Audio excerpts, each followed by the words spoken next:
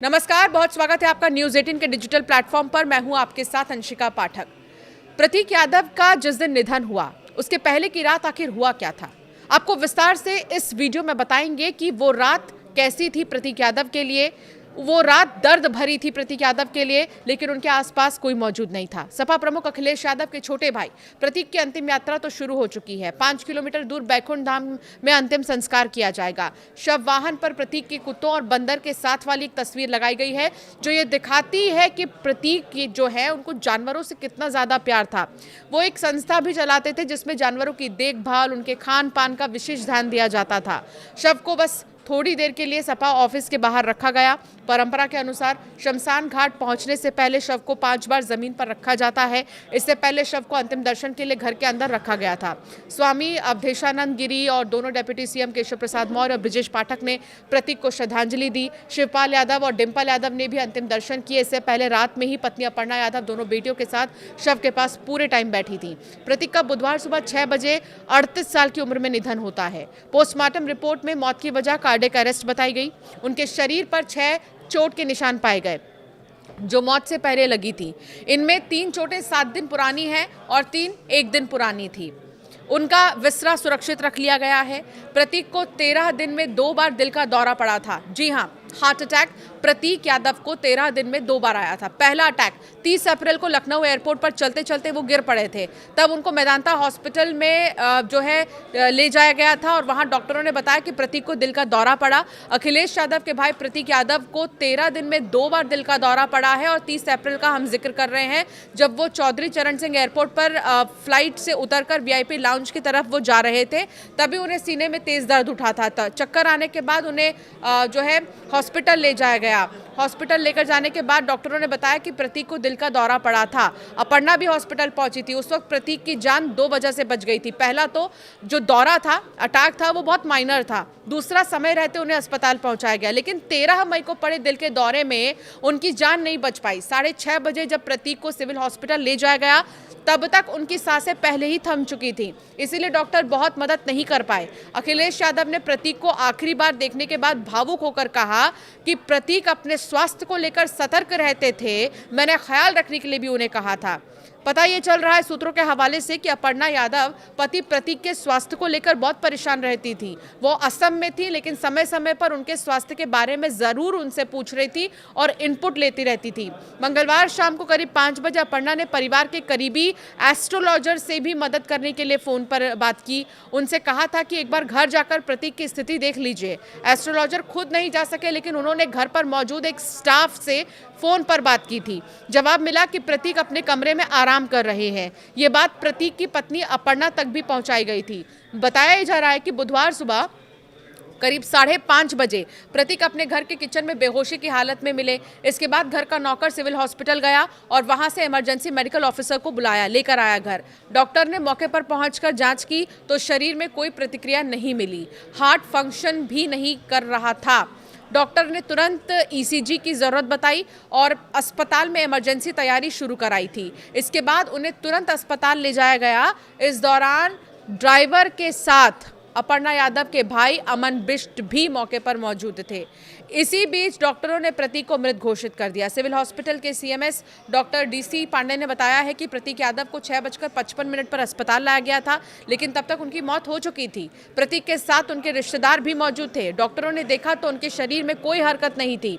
घर में सिर्फ नौकर और दोनों बेटियां थी और सूत्र ये बता रहे हैं कि मंगलवार रात घर के अंदर प्रतीक और उनकी दोनों ही बेटियां प्रतीक्षा और नौकर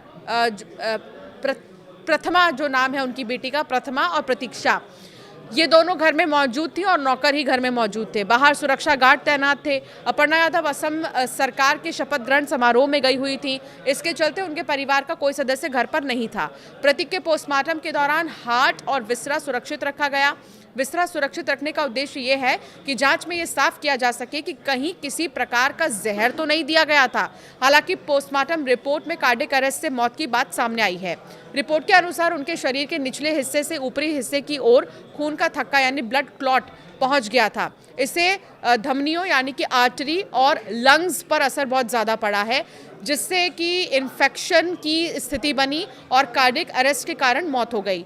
शरीर पर किसी तरह के बाहरी चोट के निशान नहीं मिले हैं। नाखून और शरीर के कुछ हिस्सों का नीला पड़ना हाल ही में हुई सर्जरी से जोड़कर देखा जा रहा है। दरअसल करीब 2 हफ्ते पहले प्रतीक का जो लेफ्ट पैर है उसकी सर्जरी कराई गई थी।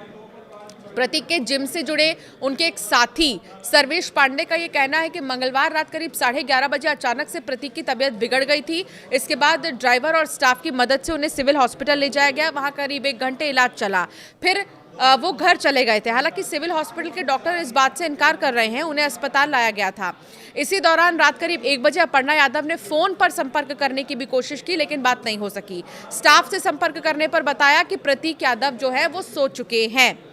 अब सवाल ये है कि क्या किसी को पता नहीं चल पाया कि प्रतीक यादव की मौत उसी वक्त हो गई थी जब वो रात को असहज महसूस कर रहे थे। डॉक्टरों के मुताबिक प्रतीक फेफड़े की गंभीर बीमारी पल्मोनरी एम्बोलिज्म की चपेट में थे। वो लंबे समय से इस बीमारी से जूझ रहे थे। उनके फेफड़ों में खून का थक्का, जिसे क्लॉट कहा जाता है, वो था।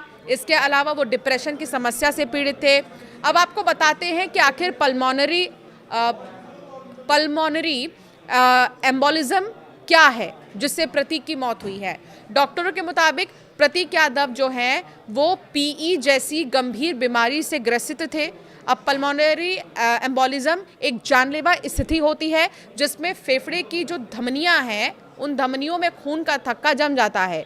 ये थक्का अक्सर पैरों की नसों में बनने वाले डीप वेव यानी कि डीवीटी कहा जाता है, उससे फेफड़ों तक पहुंचता है। इसके प्रमुख लक्षणों में अचानक सांस फूलना, सीने में तेज दर्द होना, बेचैनी और खांसी के साथ साथ खून आना भी शामिल है। डॉक्टरों के अनुसार समय पर इलाज न मिलने पर यह बीमारी जानलेवा साबित हो जाती है। तो इसी बीमारी से प्रतीक यादव ग्रसित थे। दूसरा, उनकी पैर की सर्जरी भी हुई थी, इससे पहले भी उन्हें अटैक आ चुका है। तो इतनी सारी समस्याएं थी पहले से ही और वो बहुत ज़्यादा अपने स्वास्थ्य को लेकर जो है सचेत भी रहते थे, सतर्क भी रहते थे। और अखिलेश यादव उनको पहले भी कह चुके थे कि अपने स्वास्थ्य का ख्याल रखो, अपना ध्यान रखो। लेकिन बावजूद इसके कह सकते हैं कि उनके आसपास कोई नहीं था जिसको पता ही नहीं चल पाया कि प्रतीक यादव जब बेहोश हुए तो वो किस हालत में थे, क्या थे, और उन्हें शायद बहुत देरी से अस्पताल ले जाया गया और इसी वजह से उनकी मौत हो गई। आज हमारे बीच नहीं है, बहुत दुख है।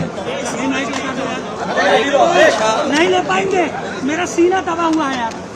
नौजवान इसलिए था कि बचपन से ही उसे स्वास्थ्य के प्रति, अपने हेल्थ के प्रति और वो कुछ जीवन में आगे बढ़कर के काम करना चाहता था। एक बहुत अच्छा लड़का जो अपने मेहनत से कुछ करना चाहता था। बहुत दुखद है वो आज हमारे बीच नहीं है। अखिलेश जी, लास्ट टाइम आपकी बात कब हुई थी? होनी चाहिए, जांच होनी चाहिए। बहुत होनी चाहिए, आपको लगता है जांच होनी चाहिए? स्वाभाविक है कि जो कानूनी और जो कानून कहता है और जो परिवार के लोग कहेंगे उस हिसाब से हम लोग मानेंगे बात।